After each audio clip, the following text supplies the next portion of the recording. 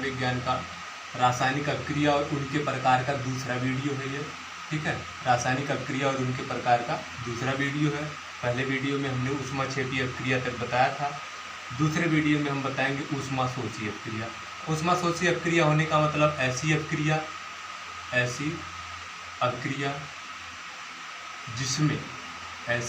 जिसमें अभिक्रिया के दौरान ऊष्मा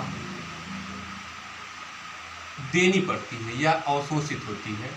ऊष्मा देनी पड़ती है या अवशोषित होती है।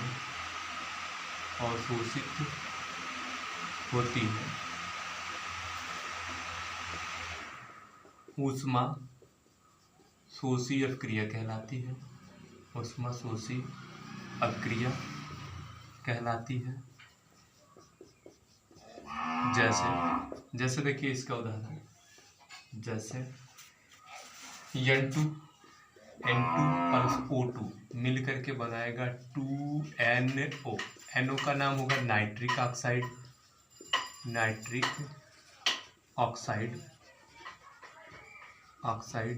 इस अभिक्रिया में हमको ऊष्मा देनी पड़ती है, तो जो ऊष्मा दी जाती है उसको हम डेल्टा एच से प्रदर्शित करते हैं। डेल्टा एच बराबर इसके लिए होगा 43 किलो कैलोरी।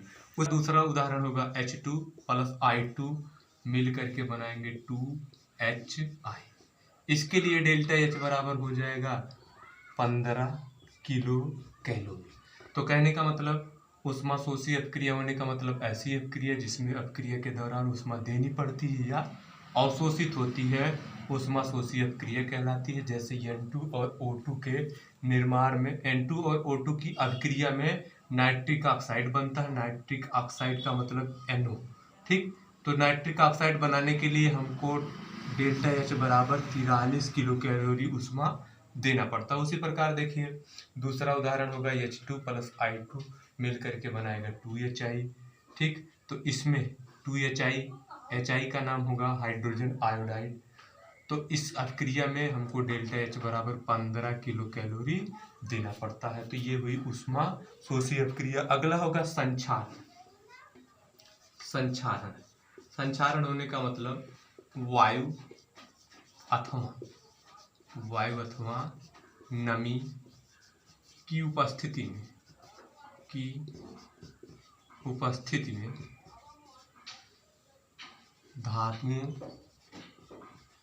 धातुओं का धीरे धीरे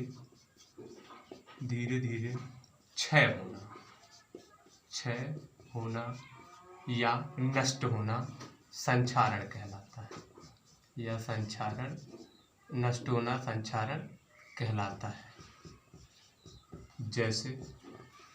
जैसे आपको पता है लोहे में जंग का लगना। लोहे में जंग का लगना एक संक्षारण का उदाहरण है।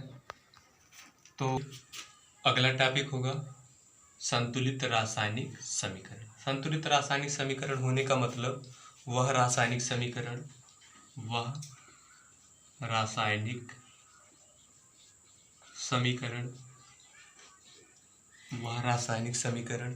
जिसके दोनों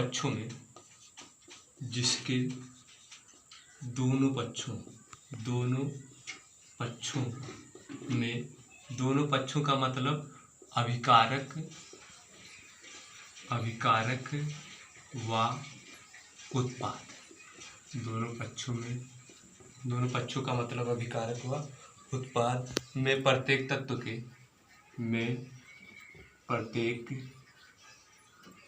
के परमाणुओं की संख्या समान हो संतुलित रासायनिक समीकरण कहलाता है। संतुलित रासायनिक समीकरण कहलाता है। कहलाता है। अब इसमें देखिए वह रासायनिक समीकरण जिसके दोनों पक्षों का मतलब अभिकारक व उत्पाद में प्रत्येक तत्व के परमाणुओं की संख्या समान हो, संतुलित रासायनिक समीकरण कहलाता है। इसमें देखिए एक नई बात आ रही है, अभिकारक व उत्पाद। तो अभिकारक व उत्पाद क्या होता है? अभिकारक व उत्पाद, अभिकारक व उत्पाद होने का मतलब रासायनिक अभिक्रिया में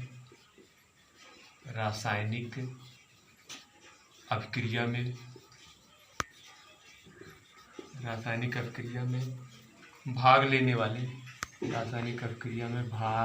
लेने वाले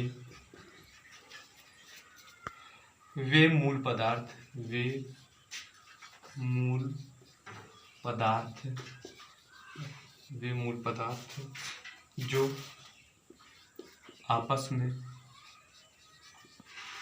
में अभिक्रिया करते हैं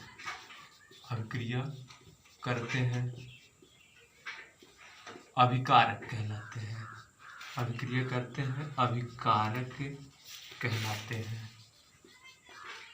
कहलाते हैं जबकि अभिकारक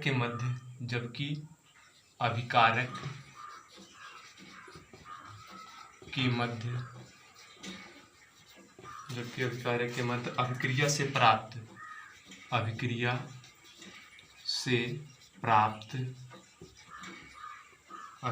प्राप्त होने वाले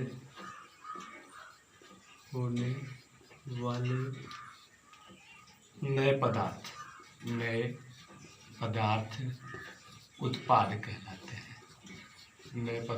उत्पाद कहलाते हैं। ठीक। अभिकारक व उत्पाद होने का मतलब रासायनिक अभिक्रिया में भाग लेने वाले वे मूल पदार्थ जो आपस में अभिक्रिया करते हैं अभिकारक कहलाते हैं, जबकि अभिकारक के मध्य अभिक्रिया से प्राप्त होने वाले नए पदार्थ उत्पाद कहलाते हैं। इसका उदाहरण 2KClO3 arrow 2KCl plus 3O2। तो इसमें देखिए ये अभिक्रिया कर रहा है, इसको हम कहेंगे अभिकारक, लेकिन ये अभिक्रिया के बाद बन रहा है, इसको उत्पाद कहते हैं। उसी प्रकार देखिए Zn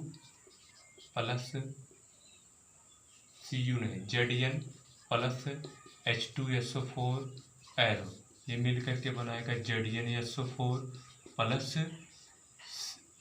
H2। तो इसमें देखिए ये Zn और H2SO4 ये अभिक्रिया कर रहे हैं, तो इसको हम कहेंगे अभिकारक। ठीक। उसी प्रकार ये देखिए अभिक्रिया के बाद के बने प्रोडक्ट होते हैं, इसको हम कहेंगे उत्पाद। देखिए रासायनिक अभिक्रिया को संतुलित करने का तरीका क्या होता है। अभिक्रिया संतुलित करने का नियम ध्यान से समझिएगा।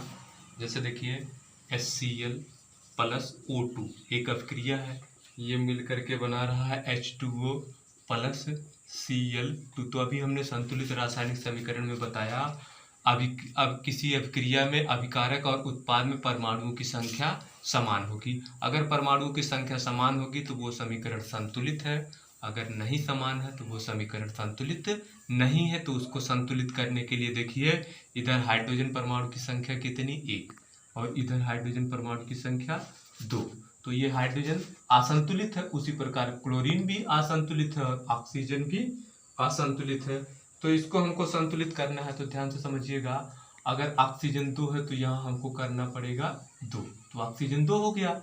ठीक, ऑक्सीजन 2 हो गया। अब हाइड्रोजन देखिए यहाँ 4 हो गया, तो यहाँ हाइड्रोजन कितना है 1, तो यहाँ हम 4 लिख देंगे तो हाइड्रोजन हो गया 4। ठीक, अब देखिए क्लोरीन की संख्या यहाँ 4 हो गई, तो यहाँ हम 2 कर देंगे, तो ये हो गया संतुलित रासायनिक समीकरण। तो ध्यान से समझिए हमने किया क्या, इसमें देखिए यही है। तो यहाँ पर ऑक्सीजन कितना है 1, इधर 2 है, तो हम यहाँ पर देखिए 4HCl कर दिए प्लस ऑक्सीजन O2 है, तो यहाँ हो जाएगा 2H2O प्लस Cl2 का 2। ये इसका मतलब इस अभिक्रिया का ये है संतुलित रासायनिक समीकरण। तो कहने का मतलब ये हुआ अभिक्रिया संतुलित। अगला देखिए दूसरा उदाहरण एक उसी प्रकार है, जैसे Cu प्लस H2SO4 ये मिलकर के बनाएगा CuSO4 plus SO2 plus H2O। तो ध्यान से समझिएगा, यहाँ पर ये अभिक्रिया इसको हमको संतुलित करना है। तो यहाँ पर ये है कापर की संख्या 1, यहाँ भी कापर की संख्या 1, लेकिन हाइड्रोजन की संख्या यहाँ 2, हाइड्रोजन की संख्या यहाँ भी 2, सल्फर कितना है यहाँ पर 1, इधर 1 यहाँ 1 यहाँ 2, ऑक्सीजन इधर 4 है इधर 4 है और 2 6 1 7। कहने का मतलब अभिकारक में ऑक्सीजन की संख्या 4 और उत्पाद में ऑक्सीजन की संख्या 4 3 7 है। तो हमको करना क्या है, इसको संतुलित करना है। तो ध्यान से समझिएगा, इसको संतुलित करने के लिए ये होगा Cu प्लस इसकी संख्या अगर हम यहाँ 2 कर देते हैं तो हो जाएगा 2H2SO4। ठीक, अब देखिए आगे यहाँ पर देखिए एरो हो जाएगा, ये हो जाएगा CuSO4 प्लस SO2, ठीक, प्लस हाइड्रोजन यहाँ पर देखिए यहाँ 4 है तो हाइड्रोजन यहाँ हम कर देते हैं 2H2O। तो ये हुआ इस अभिक्रिया का संतुलित रासायनिक समीकरण। ठीक।